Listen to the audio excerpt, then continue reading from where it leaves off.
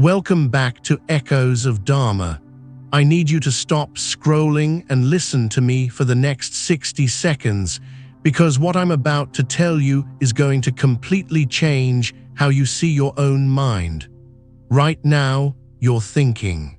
Thoughts are bouncing around in your head like ping-pong balls. Maybe you're worried about something that might happen tomorrow. Maybe you're replaying something embarrassing from last week.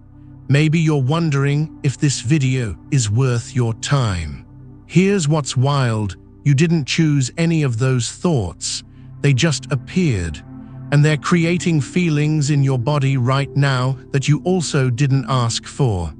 Anxiety, boredom, curiosity, whatever it is. This is happening to you every single moment of every single day. Your mind is running a program that you never installed, creating suffering you never signed up for. And nobody ever taught you how to see it, let alone change it. 2,500 years ago, a prince figured this out. He cracked the code of human consciousness. And I don't mean in some mystical, magical way. I mean he discovered the actual mechanics of how your thoughts create your reality. But here's the crazy part. To find this answer, he had to give up everything.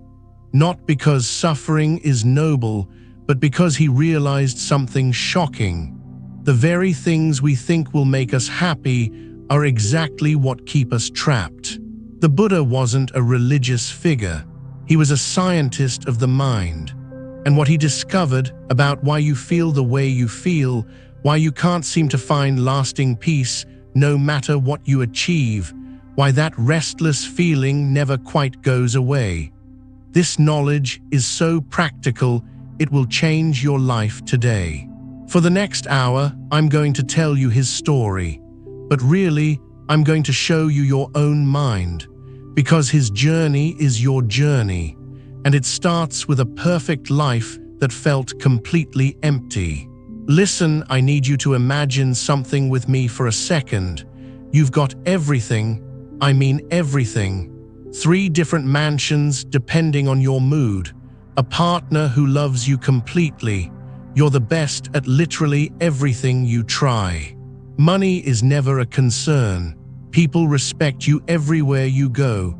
Now here's the question that's going to haunt you. Why do you still feel empty? Because that's exactly what happened to Prince Siddhartha. This guy had won the lottery of life. Not just rich, we are talking 3 palaces rich. When it got hot, servants carried him to his cool palace with underground chambers carved from marble. When it got cold, they moved him to his heated palace with golden braziers. During the rainy season, his 3rd palace had covered walkways, so he never even felt a drop of water. You know that feeling when you finally get something you've wanted for months, and then 2 weeks later you're bored with it. Multiply that by 1,000. That's what this prince was living with every single day. At 16, he married the most beautiful woman in the kingdom. Yasodhara wasn't just gorgeous, she was brilliant, funny, and so in love with him that she learned martial arts just to connect with his interests. You know those couples you see on social media that make you feel bad about your own relationship? They were that couple, but in real life. The prince dominated everything. Archery. He didn't just hit bullseyes, he split arrows that were already stuck in the center. Wrestling, men twice his size couldn't move him. Debates, scholars traveled from other kingdoms just to test their wits against him and went home feeling stupid. Here's what's crazy, he was miserable. And if you've ever achieved something you thought would make you happy only to find yourself asking, is this it? Then you know exactly how he felt. Because here's what nobody tells you about success.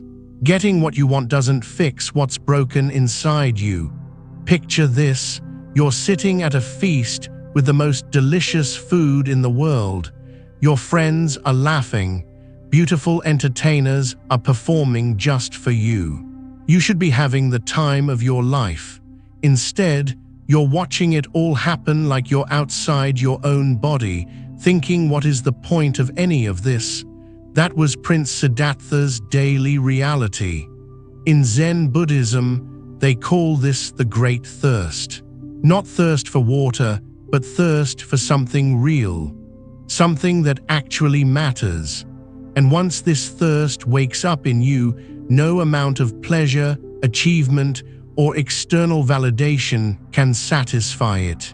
The prince started asking questions that made everyone uncomfortable. While staring at golden plates during banquets, he'd wonder what happened when the meal was over. While watching dancers, he'd think about what they did when the music stopped. Looking at his own reflection, he'd ask who was actually looking back. Have you ever had those moments where you're going through the motions of your life, but suddenly everything feels fake? Like you're an actor playing a role in a movie you never auditioned for.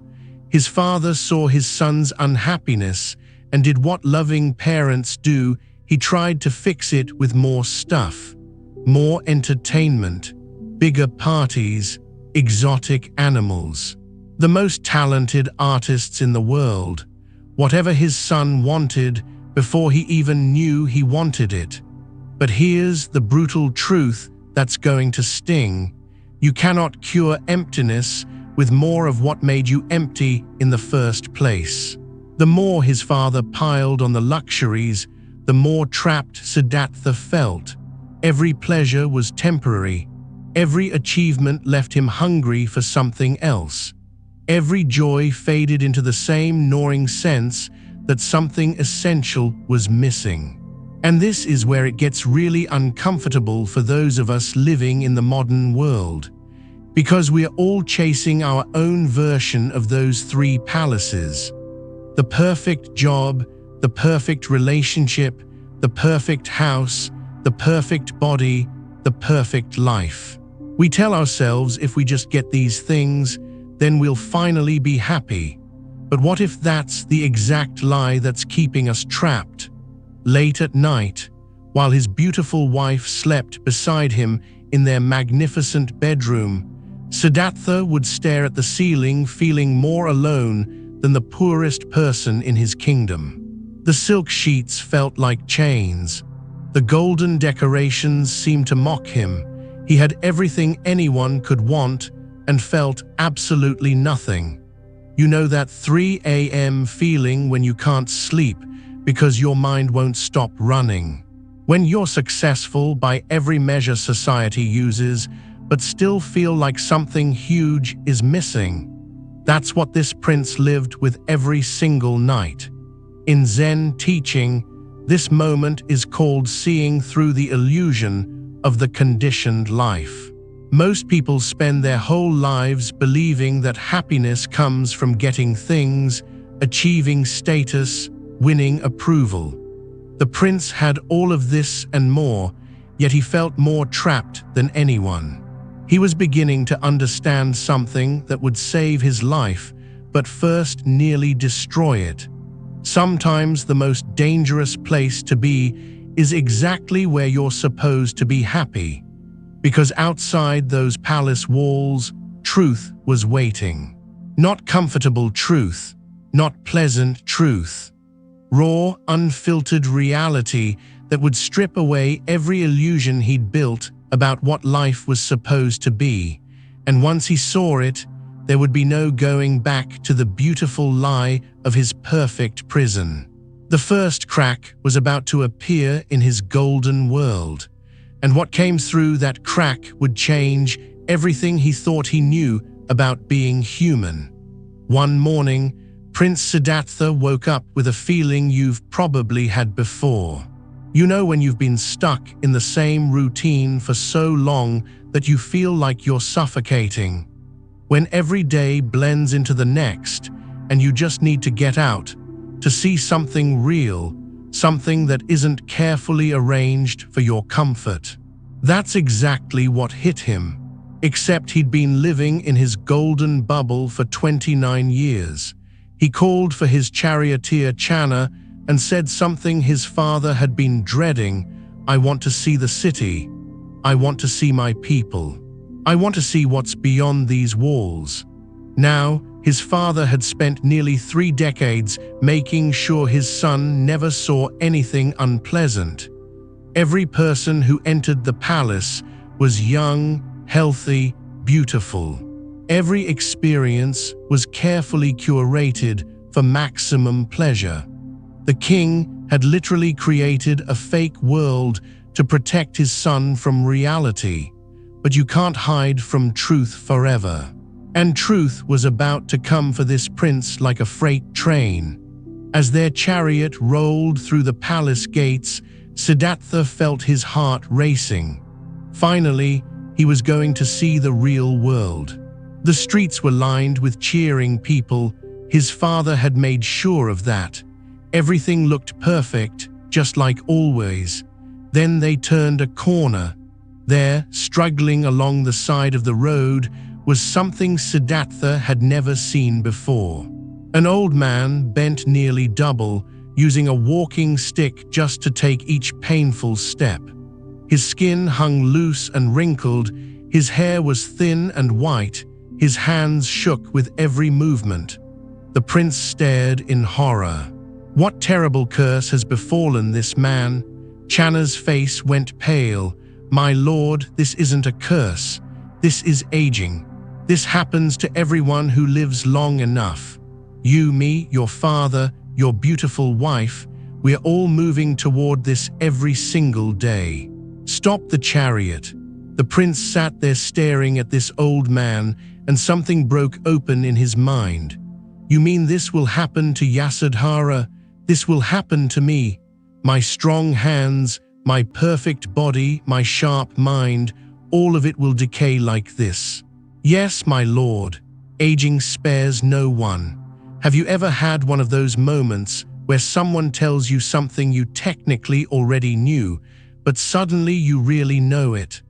Like when someone dies and you realize for the first time that you're actually going to die too. Not someday in the distant future, but really actually die. That's what hit Siddhartha like a physical blow. Everything he was, everything he loved was temporary. Not in some abstract way, but in the most brutal, concrete way possible.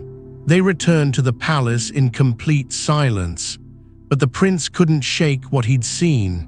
He looked at his own hands, strong, young, perfect, and saw them as if for the first time, already changing, already moving toward that bent old man on the road.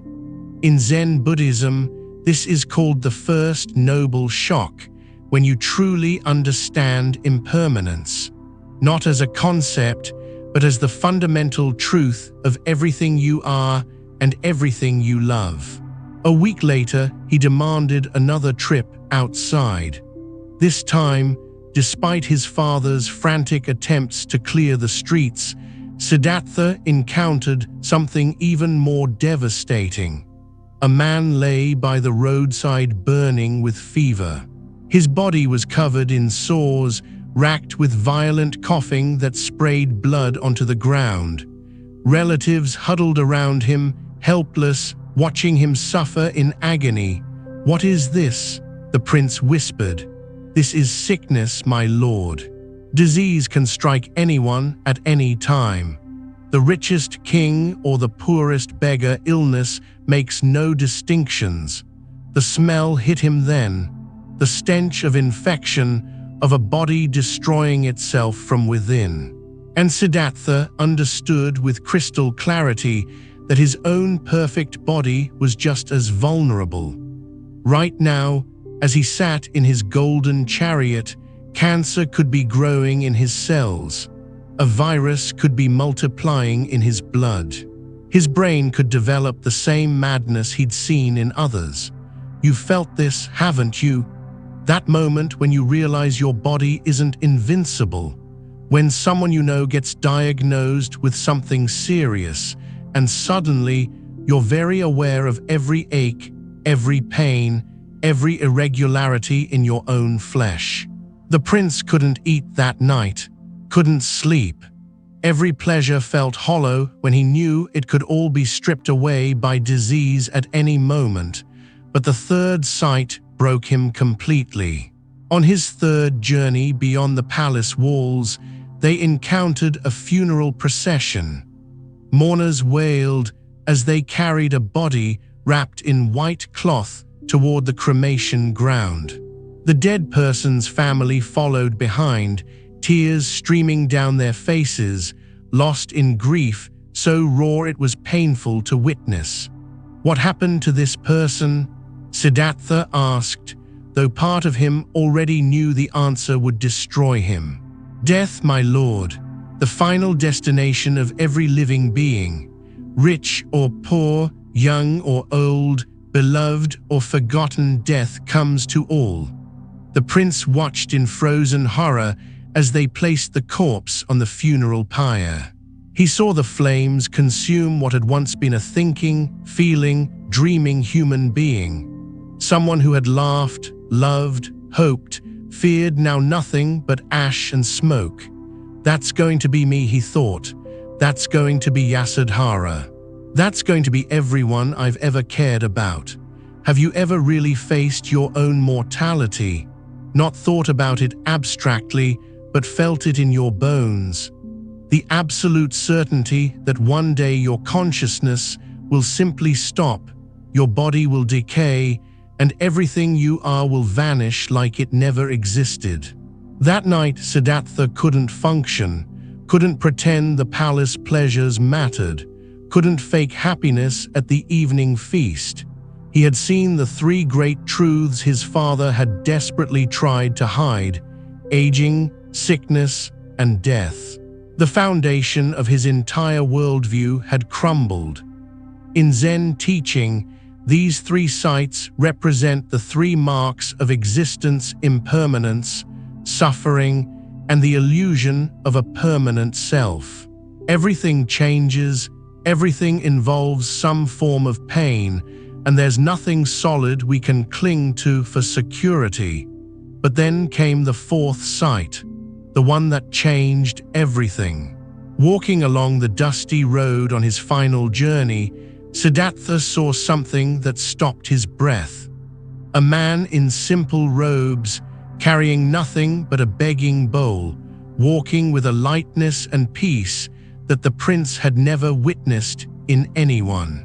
This person had nothing: no wealth, no palace, no servants, no luxuries. Yet there was something in his face, something in the way he moved, that radiated a contentment deeper than anything Siddhartha had ever seen in his pleasure gardens. "Who is this man?" the prince demanded. "He is a monk, my lord, one who has renounced worldly pleasures to seek the truth about existence. He searches for that which cannot be touched by aging, sickness, or death." In that moment, Prince Siddhartha understood something that would change the course of history. Peace wasn't something you achieved by getting what you wanted. It was something you discovered by understanding the nature of wanting itself. Here was proof that freedom was possible, not freedom from the realities of aging, sickness, and death, but freedom from the suffering these realities caused in the mind. Freedom from the desperate clinging that made every loss unbearable. That night, as his wife and newborn son slept peacefully beside him, as his palace hummed with the contentment of a life perfectly arranged, Prince Siddhartha made a decision that would shock everyone who knew him. Because he had seen something that most people spend their entire lives avoiding. He had seen the truth. And once you see the truth, you can never again pretend that the beautiful lies are enough. Have you ever been awake at 3 a.m. knowing your life is about to change forever? When you've made a decision so big, so terrifying, that you can feel your old self dying even before you take action. That's where Prince Siddhartha found himself on what should have been the happiest night of his life. Hours earlier, Yasudhara had given birth to their son, Rahula. The royal bloodline was secure. His father's dynasty would continue. By every measure that mattered to his world, this was victory. But as he stood in the moonlit palace, watching his wife and newborn son sleep, his heart was breaking with a love so profound it was tearing him apart. Because he understood something that would make everyone think he was insane. You cannot save anyone from drowning if you're sinking yourself. Listen, this next part is going to mess with your head. Because what Siddhartha was about to do violates everything we are taught about responsibility, about being a good person, about putting family first. He was going to leave them, not because he didn't love them, because he loved them so much that he was willing to become the villain in everyone's story to find something that could actually help them. Think about the people you love most in this world. Now imagine knowing with absolute certainty that they're going to age, get sick, and die.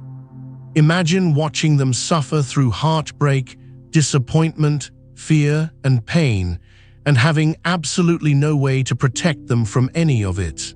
That's what was torturing this prince. He had all the power in the world, but he was completely powerless against the fundamental suffering of existence. His wealth couldn't stop aging. His armies couldn't defeat sickness. His love couldn't prevent death, unless there was something else, something beyond the reach of impermanence, something that peaceful monk had found. In Zen Buddhism, they call this moment the Great Death, not the death of the body, but the death of everything you thought you were. Your identity, your security, your role in the world. Everything that defines you has to die before you can discover what you actually are. Siddhartha moved through the palace like a ghost. He took nothing. No gold, no jewels, no royal garments that marked his status. In the stables, he saddled Kanthaka, the horse that had carried him through his entire sheltered childhood, the companion who knew all his secrets. As they rode toward the palace gates for the last time, Siddhartha turned for one final look at the golden walls that had been both his paradise and his prison. He was 29 years old, walking away from everything most people spend their lives trying to get. You know that feeling when you quit a job that's slowly killing your soul, even though you don't know what comes next. When you end a relationship that looks perfect from the outside but feels empty inside. When you walk away from a life that everyone envies because you know it's not actually yours. That's the terror and liberation Siddhartha felt as those palace gates closed behind him forever. At the river that marked the boundary of his father's kingdom, he dismounted and drew his sword. With one swift motion, he cut off his long, beautiful hair that had been lovingly cared for by servants, adorned with jewels, perfumed with rare oils. As those black locks fell to the muddy ground, they carried with them the last traces of Prince Siddhartha. He stripped off his royal robes, silk so fine it felt like liquid starlight, and traded them to a passing hunter for rough, ochre-colored cloths. The transformation was complete. The prince was dead. In his place stood a homeless seeker with nothing but burning questions and determination. His horse Kanthaka, the texts tell us, wept great tears and died of a broken heart. Even the animals understood that something sacred had been shattered, something precious lost forever. But here's what most people miss about this story. Some things have to be completely broken before they can become whole. Some lives have to be totally dismantled before they can be rebuilt on foundations that will never crumble. Have you ever noticed how the biggest transformations in your life came after the biggest losses? How you had to lose the job to find your calling, had to end the wrong relationship to find the right one, had to hit rock bottom before you could build something real. That's what was happening here, but on a cosmic scale. As the former prince walked south toward Magadha, each step took him further from everything he'd ever known and closer to a truth that would revolutionize human understanding. But he had no idea how brutal the path would be. In Zen teaching, this departure represents what we call the courage of no ground, the willingness to step into complete unknown without any safety net.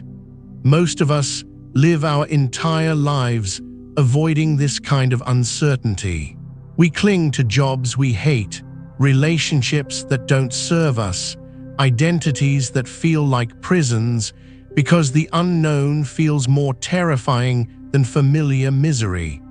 But Siddhartha understood something that most people never learn. Real security doesn't come from controlling your circumstances. It comes from understanding the nature of change itself. Think about your own life for a second. What are you clinging to right now that you know isn't serving you? What comfortable prison are you afraid to leave?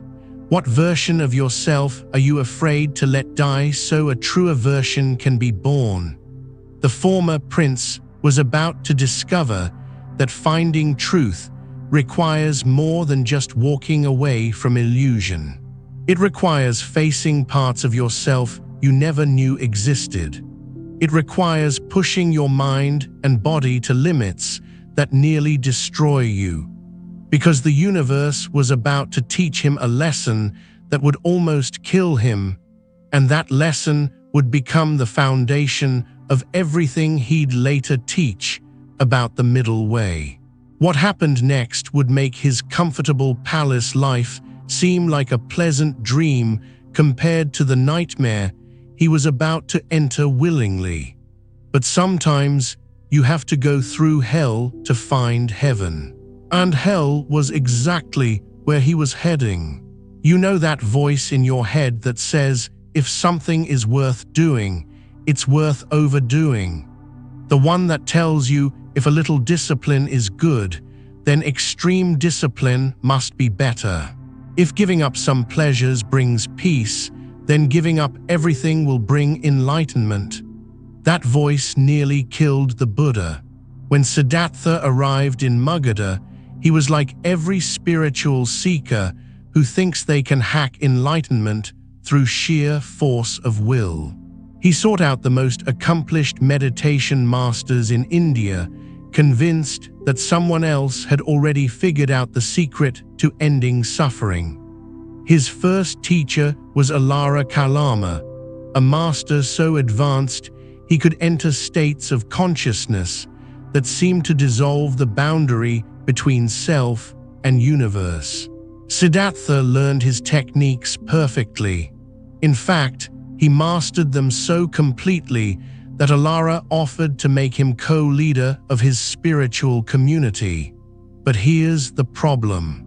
When Siddhartha came out of these exalted meditative states, his questions were still there.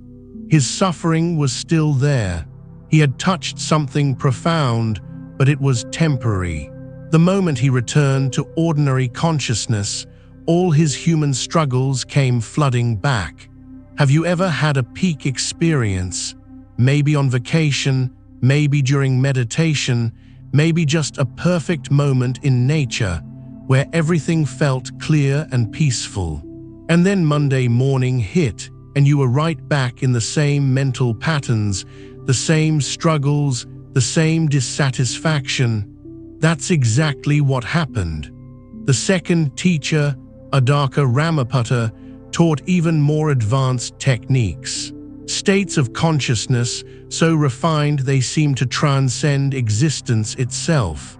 Again, Siddhartha mastered everything instantly. Again, he was offered leadership, and again, the fundamental problem remained unsolved. These experiences weren't fake or worthless. They were real glimpses of something beyond ordinary suffering, but they were escapes, not solutions, band-aids on a wound that needed surgery.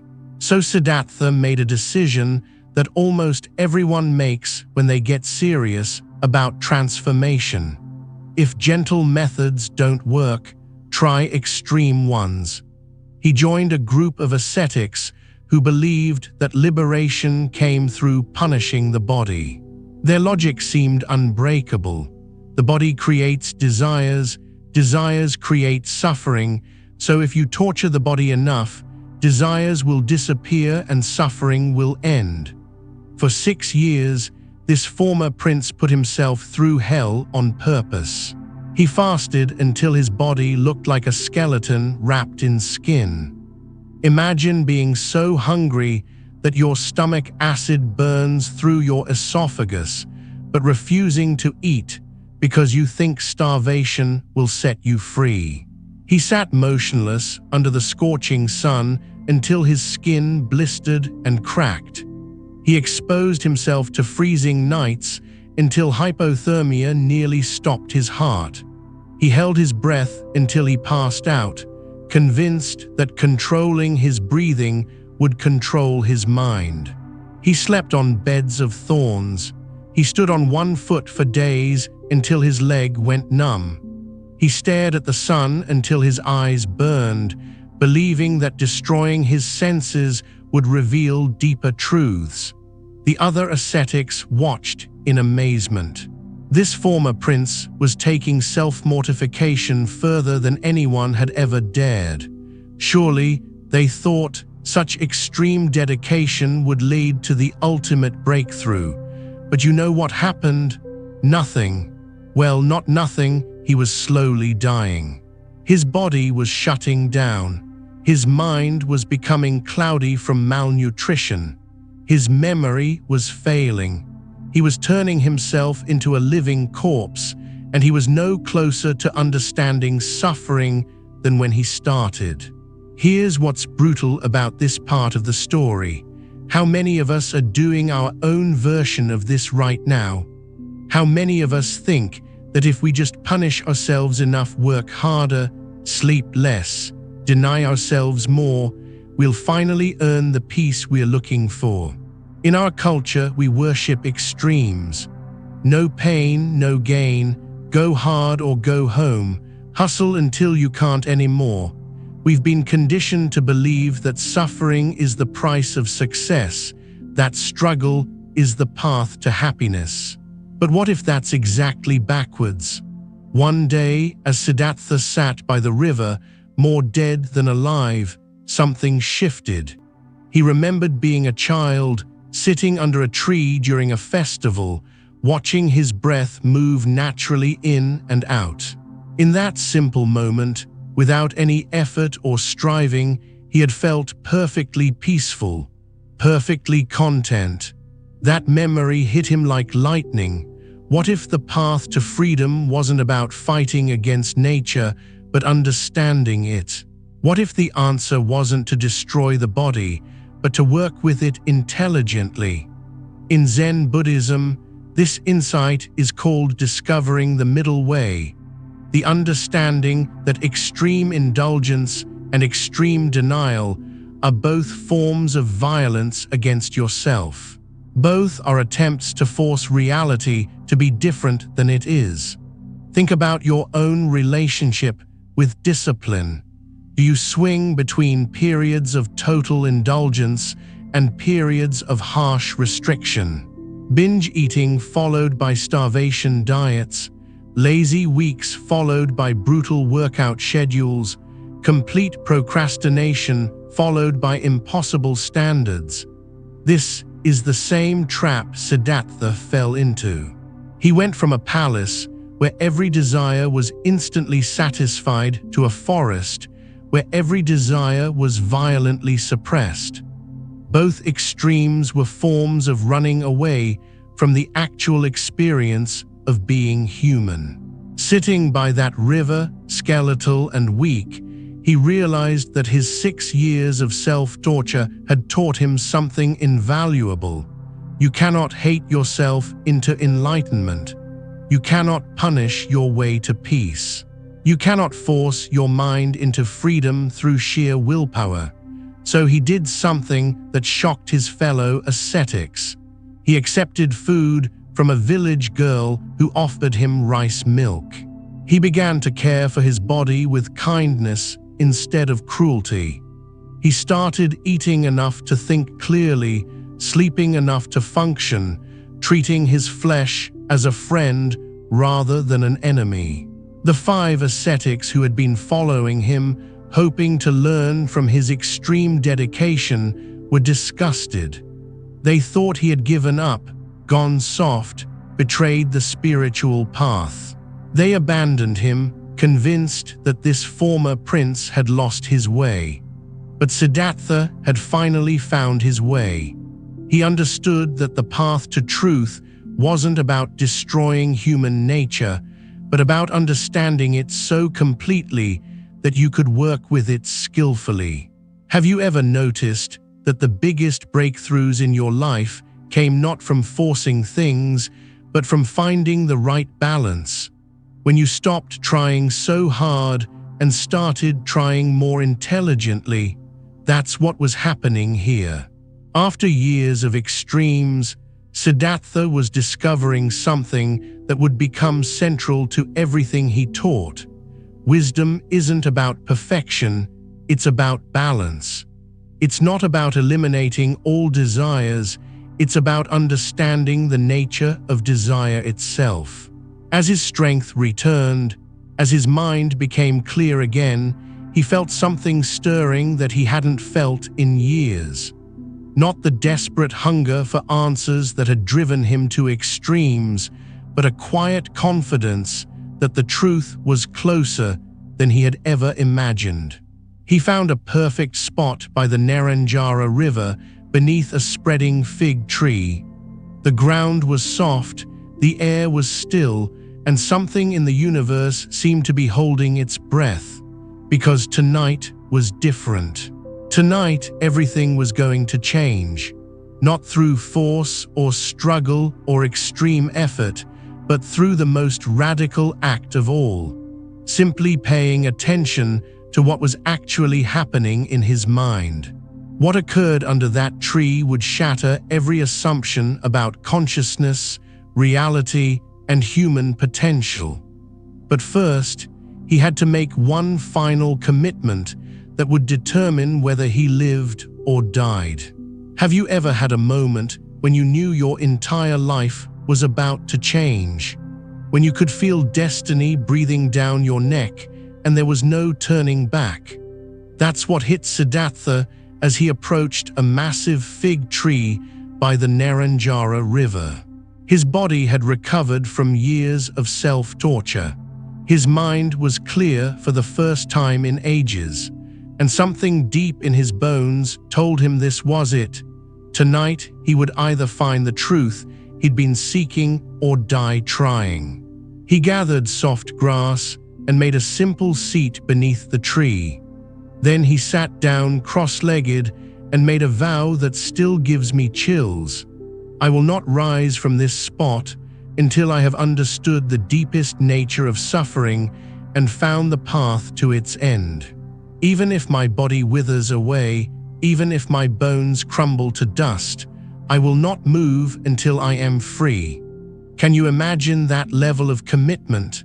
Most of us can't stick to a diet for a week, and this guy was willing to sit under a tree until he either achieved enlightenment or died. But here's what's incredible about what happened next. It wasn't mystical or magical. It was the most practical psychological investigation in human history. As the sun set and darkness fell, Siddhartha began to meditate, not to escape reality, but to see it more clearly than anyone ever had before. He turned his attention inward with the precision of a surgeon and the patience of a scientist. And what he found there changed everything. In the first watch of the night, around 10 p.m., something extraordinary happened. His mind became so concentrated, so perfectly still, that he could see beyond the boundaries of his current life. Past lives began unfolding before his inner vision like a movie playing in reverse. Now, whether you believe in reincarnation or not, here's what matters. He saw the patterns. Lifetime after lifetime of the same struggles, the same mistakes, the same suffering. Being born, growing up, seeking happiness in things that couldn't provide it, aging, dying, and starting over. Again and again and again. Have you ever felt like you're stuck in the same patterns, making the same mistakes, attracted to the same types of problems? Like you're living the same year over and over, just with different scenery. That's what he was seeing, but on a cosmic scale. The endless cycle of seeking satisfaction in things that are temporary by nature. The futile attempt to build permanent happiness on an impermanent foundation. By midnight, in the second watch of the night, his vision expanded even further. He could see not just his own past lives, but the death and rebirth of countless beings throughout the universe. And here's what blew his mind. He could see exactly how their actions created their experiences. This wasn't karma as some cosmic justice system. This was cause and effect playing out in the human psyche. He saw how thoughts of hatred created experiences of hatred, how thoughts of love created experiences of love, how grasping and clinging created suffering while letting go created peace. Think about your own life. Haven't you noticed that when you're angry, you attract more things to be angry about? When you're grateful, you notice more things to be grateful for. When you're fearful, the world seems dangerous. When you're trusting, people seem more trustworthy. That's what he was seeing with perfect clarity, how consciousness creates reality, not the other way around. But it was in the third watch of the night, as dawn approached, that the real breakthrough happened. This is when Siddhartha discovered what would become known as the Four Noble Truths, the most practical psychology ever developed. First, he saw the truth of suffering, not just that bad things happen, that's obvious, but that suffering is built into the very fabric of ordinary consciousness. Even when we get what we want, we suffer because we know it won't last. Even when we are happy, we suffer because we're afraid of losing our happiness. The mind itself, in its ordinary state, is a suffering-generating machine.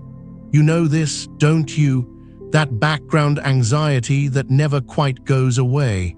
That restless dissatisfaction that no achievement can cure. That sense that something is always slightly wrong, even when everything is going right. Second, he saw the cause of this suffering, and this is where it gets really practical. Suffering doesn't come from external circumstances. It comes from craving, from the mind's desperate attempt to make permanent what is impermanent, to possess what cannot be possessed, to control what cannot be controlled. Every time you think if only this would happen, then I'd be happy, you're creating suffering. Every time you resist what's actually happening right now because you want something different, you're creating suffering. The suffering isn't in the situation, it's in the resistance to the situation. Third, he realized that if craving causes suffering, then the end of craving means the end of suffering. This wasn't theoretical philosophy, this was direct experience. As his mind let go of all grasping, all wanting things to be different than they were. Perfect peace descended. Not the temporary peace of getting what you want, but the unshakable peace of wanting nothing. And fourth, he saw the path to this freedom, not through beliefs or rituals or devotion to a deity, but through practical training of the mind. 8 specific areas of development that anyone could follow: right understanding, right intention, right speech, right action, right livelihood, right effort, right mindfulness, and right concentration. As the first rays of dawn broke over the horizon, the figure sitting beneath the tree was no longer Siddhartha the seeker. He had become the Buddha, the awakened one. Not because he had gained something new, but because he had seen through the illusions that had been creating his suffering all along. But here's what most people miss about enlightenment. It's not about transcending your humanity. It's about understanding it so completely that you're no longer enslaved by it. The Buddha didn't stop having thoughts and feelings. He didn't become some emotionless robot floating above human concerns. What changed was his relationship to his thoughts and feelings. He could experience anger without being controlled by anger. He could feel sadness without drowning in sadness. He could want things without being desperate for them. Think about the difference between being caught in a storm and watching a storm from a safe place. The storm is the same thoughts, emotions, sensations arising and passing away. But your relationship to the storm determines whether you suffer or remain at peace. For several weeks after his awakening, the Buddha remained near that tree, exploring his new understanding from every angle. He had solved the fundamental problem of human existence, not by escaping it, but by seeing it clearly for the first time. But then came a moment of doubt that almost changed the course of history. Looking out at the world with his enlightened vision, he saw that most people were so caught up in their own suffering, so addicted to their mental patterns, that they might not be able to understand what he had discovered. The truth was subtle. The path required effort and intelligence.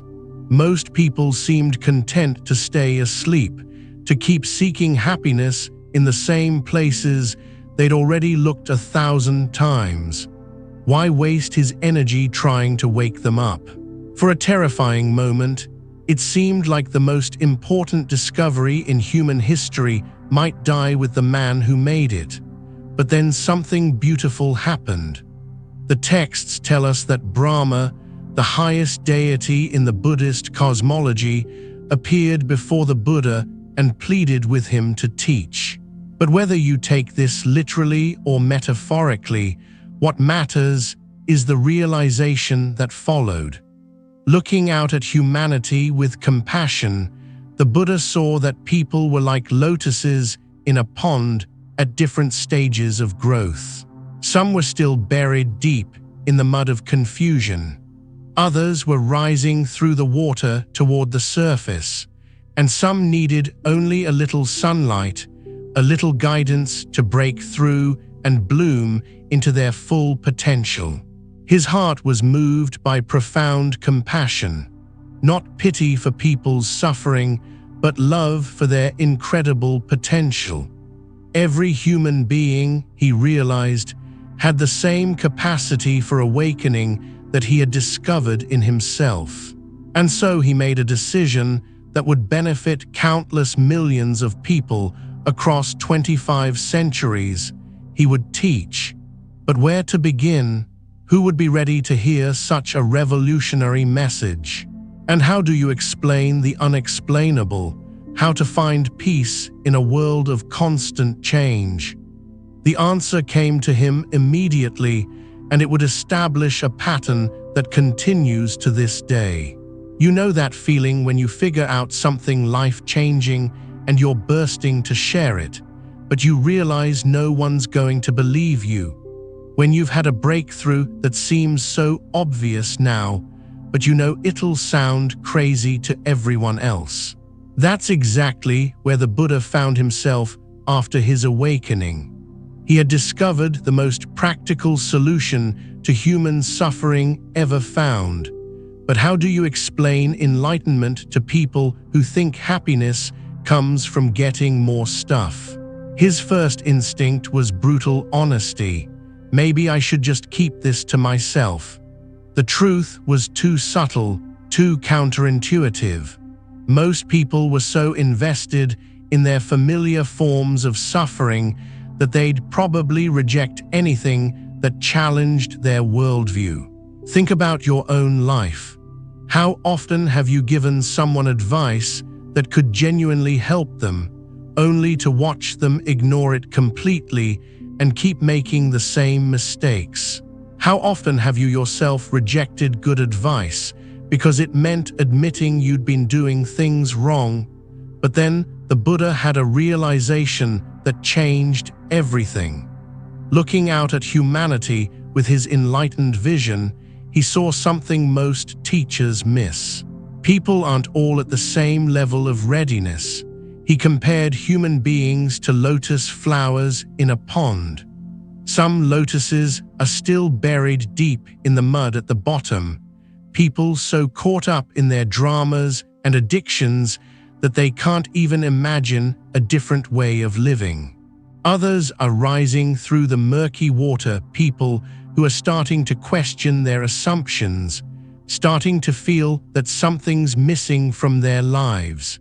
And then there are those right at the surface, needing just a little sunlight to break through and bloom. People who are ready to hear the truth, hungry for it, desperate for someone to finally explain why they feel the way they feel. The Buddha realized his job wasn't to convert everyone. His job was to find the people who were ready and give them exactly what they needed to take the next step. So where did he start? With the people who knew him best and would be most likely to listen, the 5 ascetics who had abandoned him when he stopped torturing himself. They were living in a deer park at Sarnath, near the holy city of Benares, still convinced that extreme austerity was the path to freedom. When they saw the Buddha approaching, their first reaction was disgust. Here comes that quitter, they thought. That weakling who gave up the serious spiritual path to indulge in comfort. Let's ignore him completely, but something stopped them cold. There was something different about this man. He moved with a grace and confidence they'd never seen before. His face radiated a peace so profound it was almost unsettling. Despite themselves, they found they couldn't look away. Have you ever met someone who just seemed to have it figured out? Not in an arrogant way, but with a quiet confidence that made you want to know their secret. Someone whose very presence made you feel calmer, more centered, just by being around them. That's what these ascetics encountered. And when the Buddha began to speak, they realized they were hearing something completely new. He didn't start with cosmic philosophy or mystical experiences. He started with the most practical question possible. Why do you suffer, and what can you do about it? His first teaching became known as the turning of the wheel of Dharma, and it was pure psychology. He laid out the 4 noble truths like a doctor diagnosing and treating a disease. First, life contains suffering. Not just dramatic suffering like death and disease, but the everyday suffering of never being quite satisfied, always wanting things to be different than they are. Second, this suffering has a cause: craving, clinging, the mind's desperate attempt to make permanent what is temporary. Third, suffering can end, not through getting everything you want, but through understanding the nature of wanting itself. Fourth, there's a practical path to this freedom, specific trainings that anyone can follow to transform their relationship with their own mind. The 5 ascetics listened with growing amazement. This wasn't abstract philosophy or religious dogma. This was a precise map of human psychology, explaining exactly why they felt trapped and exactly how to get free. One by one, as the Buddha continued teaching over the following days, each of them had their own moment of awakening. Not dramatic fireworks or mystical visions, but clear understanding of how their own minds worked and how to work with them skillfully.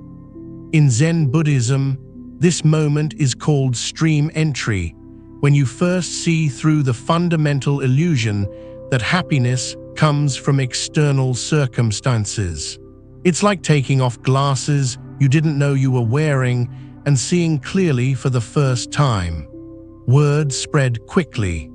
In ancient India, news of genuine spiritual teachers traveled fast, especially when their students were demonstrating real transformation. People began arriving from surrounding villages, drawn by reports of someone who could actually explain why life felt so difficult and what to do about it. But here's what made the Buddha different from every other teacher. He didn't give everyone the same advice. He had developed what Zen calls skillful means, the ability to read exactly what each person needed to hear at their particular stage of development. To someone caught up in sensual pleasures, he taught about the impermanence of all pleasures. To someone trapped in extreme asceticism, he taught about the middle way. To someone paralyzed by intellectual analysis, he taught direct meditation. To someone lost in meditation without wisdom, he taught analytical thinking. Have you ever noticed how the same advice can be life-changing for one person and completely useless for another? How what you needed to hear 5 years ago might be exactly wrong for where you are now.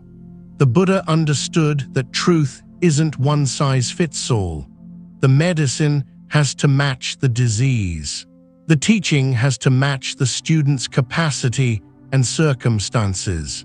As his following grew, something unprecedented began happening in Indian society. Unlike other spiritual teachers who reserved their highest teachings for an elite few, the Buddha welcomed everyone. Brahmins and untouchables, kings and beggars, men and women, young and old, anyone genuinely interested in understanding and ending suffering was welcome. This wasn't just spiritual revolution, this was social revolution. For the first time in Indian history, spiritual liberation was available to everyone based on their effort and understanding, not their birth or social status. Within months, the Buddha had attracted hundreds of followers. Within years, thousands. Not through promises of supernatural powers or heavenly rewards, but through practical teachings that produced real results in people's daily lives. His students weren't escaping from the world, they were engaging with it more skillfully. They weren't becoming emotionless zombies, they were becoming more fully human. They weren't avoiding problems, they were solving them at their source in the mind. But as his influence spread, the Buddha realized he had a bigger decision to make. He could establish a permanent monastery and teach whoever came to him, or he could do something much more difficult and much more important. He could take this teaching on the road, traveling throughout India to meet people where they were, adapting his message to every culture and circumstance he encountered. What he chose to do next would establish a pattern that continues to this day, how authentic wisdom spreads not through force or coercion, but through genuine compassion, and skillful communication. For the next 45 years, until he was 80 years old, the Buddha did something that no spiritual teacher had ever done before. He walked, constantly, through villages, towns, and cities across northern India, carrying a message so revolutionary it's still shaking up the world 25 centuries later. But here's what's going to blow your mind. Everything you think you know about what he taught is probably wrong. The Buddha wasn't trying to start a religion. He was trying to solve a practical problem. He looked at human beings the way a scientist looks at a puzzle, not with mystical reverence, but with clear-eyed curiosity about how things actually work. And what he discovered was this: you are not broken. You don't need to be saved by someone else. You don't need to believe in anything supernatural.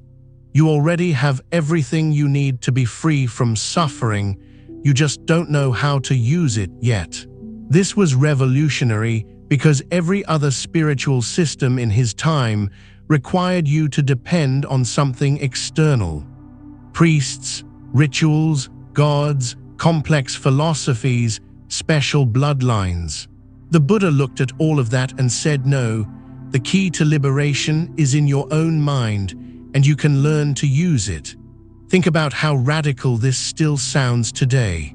We're constantly being told that happiness comes from getting the right job, finding the right person, buying the right things, following the right guru, believing the right doctrine. The Buddha said all of that is nonsense. Freedom comes from understanding how your own consciousness works. He taught people to be their own refuge, their own authority, not in an arrogant way, but in the most practical way possible. Because who knows your mind better than you do? Who's with you every moment of your life? Who has to deal with your thoughts and emotions and reactions? But here's the beautiful part. He didn't just say figure it out yourself and good luck. He gave people precise instructions, like a manual for operating human consciousness. The Eightfold Path wasn't mystical mumbo-jumbo, it was practical psychology. Right speech, pay attention to how your words create your reality. Right action, notice how your behavior affects your mental state. Right livelihood, understand how your work impacts your peace of mind. Right mindfulness, learn to observe your thoughts without being controlled by them. Every teaching he gave was designed to help people see their own patterns more clearly, not to escape from their humanity, but to master it. And here's what made him the most skilled teacher in history. He never gave the same advice twice. When angry people came to him, he taught patience. When passive people came to him, he taught appropriate action. When overthinking people came to him, he taught meditation. When spaced out people came to him, he taught analysis. He had this incredible ability to see exactly what each person needed to take their next step toward freedom. Like a master chef who can taste your personality and create the perfect meal for your growth. The Buddha's message spread like wildfire across Asia, not because people were forced to believe it, but because it worked. When you actually followed his instructions, your life got better, your relationships improved, your anxiety decreased, your sense of purpose became clearer. But the most revolutionary thing he taught was this: there's nothing special about him that you don't also have. His awakening wasn't a unique miracle, it was a human potential that everyone possesses. Every time someone asked if he was a god, he said no. A spirit? No. Some kind of supernatural being? No. What are you then? I am awake. That's it. That's the whole message. You can wake up too, not to some mystical realm beyond this world, but to this world as it actually is. And when you see reality clearly, suffering ends. This is why his teaching has survived for 2.5 millennia, while empires have risen and fallen. It's not dependent on culture, politics, or historical circumstances. It's based on the timeless mechanics of consciousness itself. The same mind that created suffering can learn to create peace. The same awareness that gets trapped in problems can learn to solve them. The same consciousness that feels separate and afraid can discover its fundamental connection to everything. Right now, as you listen to these words, you have access to the same awareness the Buddha discovered under that tree. The same capacity for clarity, wisdom, and unshakable peace. The only question is, are you ready to use it?